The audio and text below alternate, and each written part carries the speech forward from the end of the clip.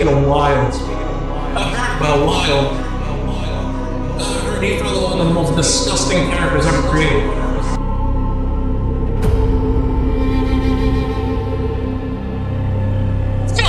How in the hell did they allow him to print that character?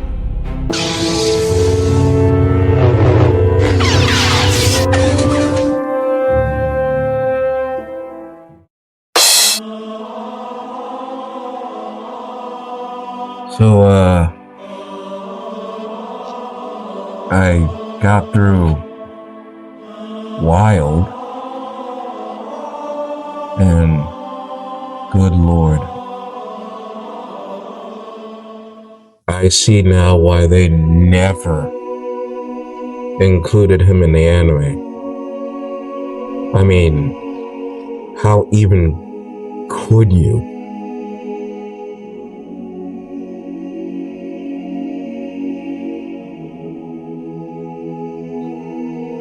I mean, the things he does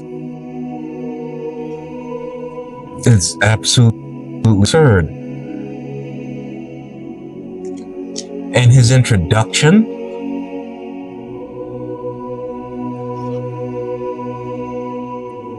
it's an orgy. But I refuse to believe that any of those girls were there by consent.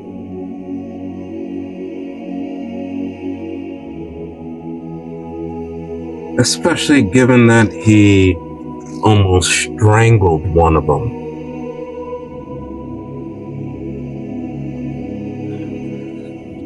Oh, good God. And yet, I think the most disturbing thing is that his part in the story is probably the most important leading up to the eclipse, if not the most important part of it.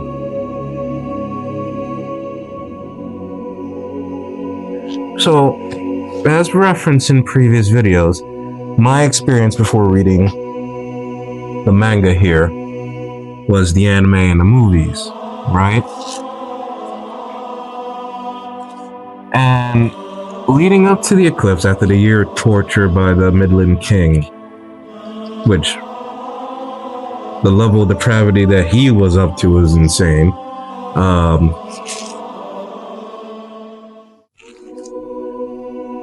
You know, Griffith had his tendons cut, he was emaciated, scalded, flayed, all kinds of torture. Basically, he was unmade. Everything that stood out about him was torn apart, essentially. And in the anime, after Guts and Co. rescue him and they escape the Midland Army,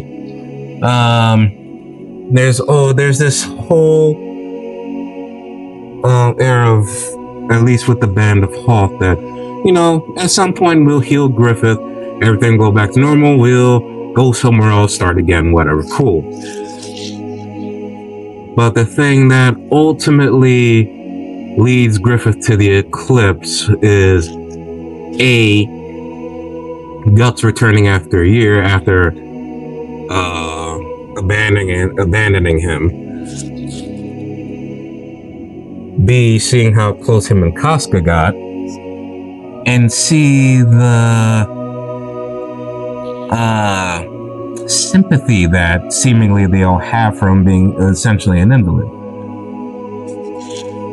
Doesn't like that, goes off, kickstarts the eclipse. That is not the cause of the eclipse at all, whatsoever. It's kind of a footnote, really. Like the straw that broke the camel's back, yes, but it's not the most integral part that ruined that sent Griffith over the edge.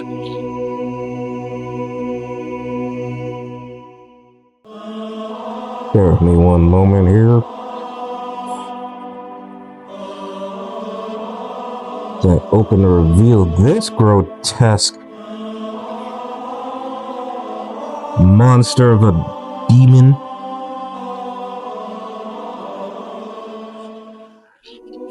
Yes, this sumbitch. This sumbitch right here. He is basically the biggest push for Griffith to go to the eclipse. And I still don't understand how they managed to allow this character into print. Because like I said, opening with him is very crazy. Still refuse to believe that whoever participated with him in Honor was there by consent. So Midland King requests him and the Black Dog Knights to go after Griffith and company, and they hunt them down. They catch up to them at a village. Well, they had just left, really, with new supplies. And this disgusting fuck goes up to the girl that, assisted Guts, Casca, and the band of Hawk with supplies. And it's like, hey, did you see a guy, he's basically completely wrecked with a whole group of mercenaries? And of course, the poor girl is terrified. And before she can even say anything, he then proceeds to, well, do terrible things, because, can't say in great detail what happens on YouTube. But, since seemingly this man is allergic to, demon is allergic to consent, he goes about it in the way that you expect. And somehow that's not even the worst that he does. Because literally the next goddamn panel, while, Guts and Co are like trying to get as far away from Midland as possible, they catch up. And they are holding something on pikes, spears, whatever. You'd think a banner. No. The women that they assaulted, seemingly they decide to mutilate them and use their body parts as banners. What the fuck? What the actual fuck? Oh my god.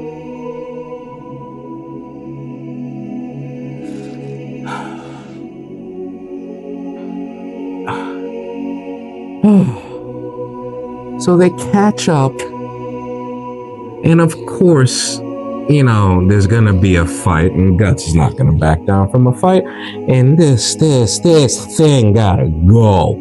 Oh, god damn it. But then you see the rest of the Black Dog Knights are actually terrified of Wyald. Makes sense given what he does, and we all know that the readers know he's a demon. And while they're fighting the band of Hawk, Wyald doesn't give a shit about the men under him.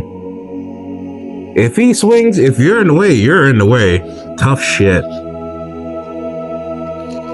So him and Guts get into it for a while. And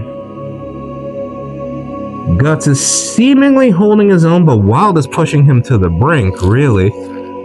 This is like one of the rare times Guts is kind of on the back foot. But eventually, Guts pushes him to transform.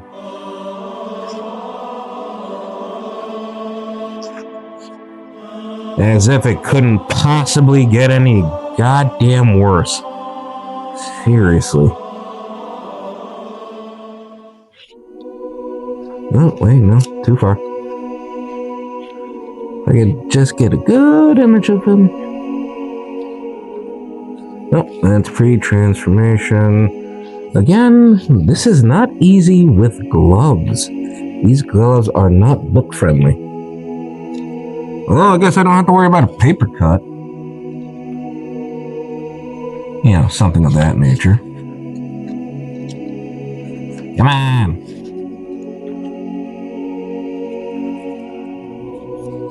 Oh, wait. Is this it? Oh, that's the beginnings of the transformation. Ah, okay. He turns into this shit.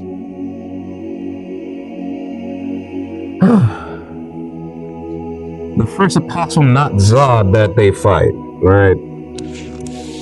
And oh boy, if he didn't care about people's lives before, he certainly didn't care after he transformed, but that's not even the worst of it.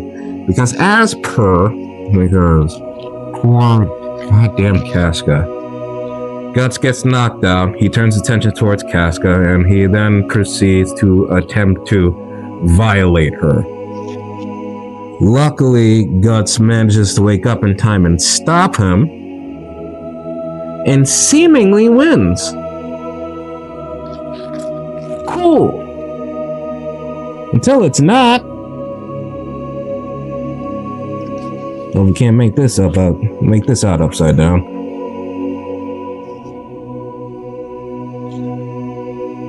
So, like I said before, despite how grotesque Wyald is, he's kind of very important to the lead up to the eclipse. And I'm going to show you why as soon as I find the panel.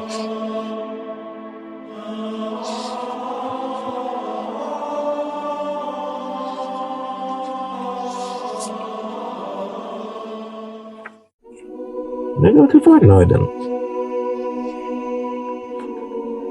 So, as mentioned previously, the whole business of them rescuing Griffith was the belief that once they got Griffith back, they tended to his wounds, and they got him back to his full strength, everything will go back to normal.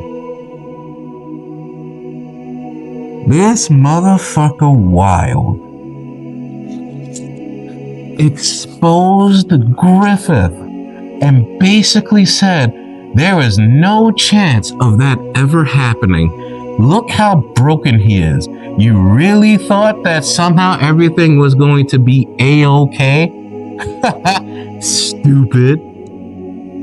Mind you, he did this to try to force Griffith to start the eclipse. But at this point, Griffith doesn't have the ballot. So, can't do it anyway. But this was the moment that Griffith kind of went over the edge. This is the part that really drove the eclipse to happen. Yes, the conversation later between Guts and Casca that he overheard was in fact the last trigger that he had. But if this didn't happen, I firmly believe Griffith probably wouldn't have triggered the eclipse. Because the illusion that everything would be okay, even if to some level Griffith knew it wasn't going to happen, was completely shattered. And Wyald did it.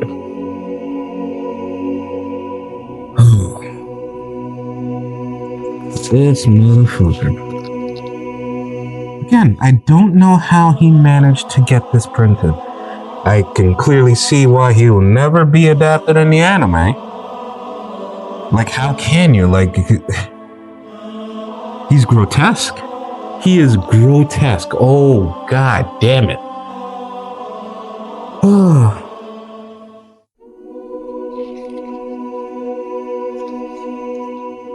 Currently now, I've finished volume 4.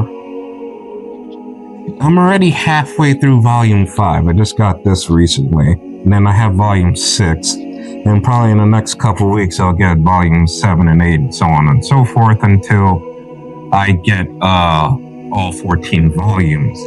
I am aware that the story is still ongoing because, Mura-sensei unfortunately had passed away a few years ago. But his best friend and the studio that he worked with all took up the mantle to continue the story. I believe they're currently on chapter 387. So maybe volume 15 is around the corner, and I will gladly get that volume when it does.